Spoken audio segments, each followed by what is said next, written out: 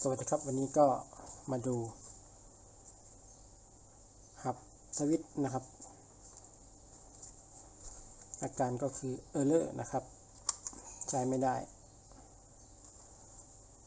เมื่อตอนกลางวันไฟตกนะครับแล้วเครื่องก็เป็นอาการแบบนี้เดี๋ยวมาแกะดูข้างในกันนะครับ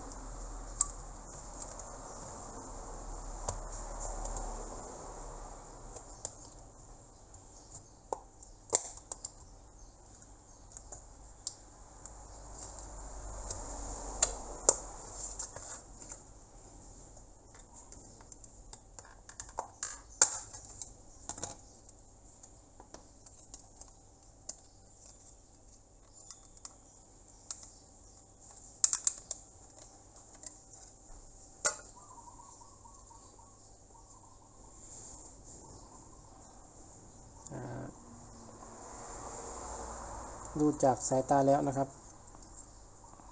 ค่าปลาตัวนี้บวมๆนะครับค่า470ไมโคร 6.3 โวลต์นะครับเดี๋ยวจะลองเปลี่ยนดู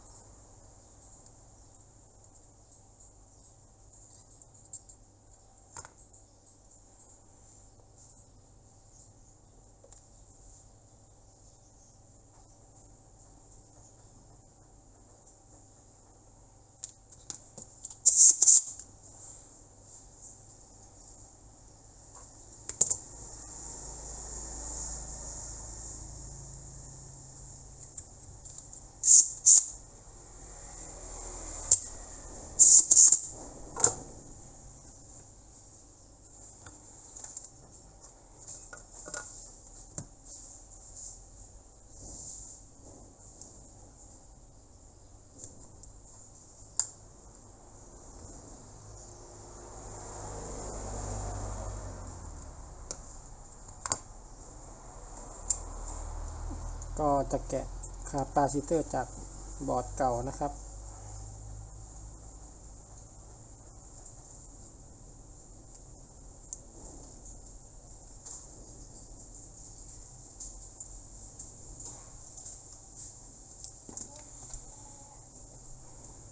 ได้470ไมโคร 16 โวลต์นะครับก็ใส่ด้วยกันได้แค่ตัวใหญ่ขึ้นมาอีกนิดนึง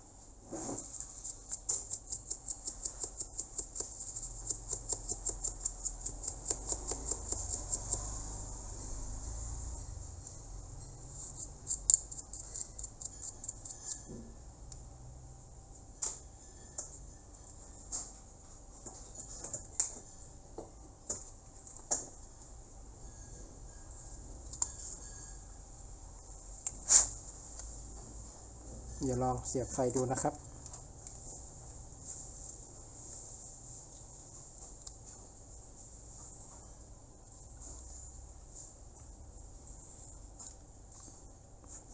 ไฟไม่กระพริบแล้วครับน่าจะใช้ได้แล้ว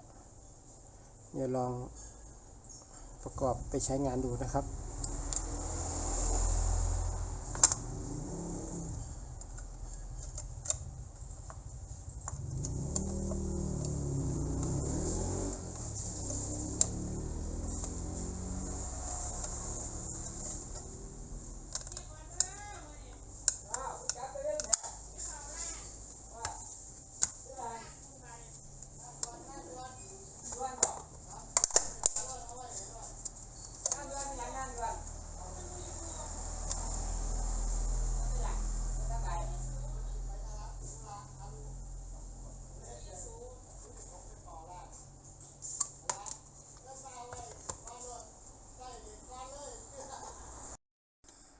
ก็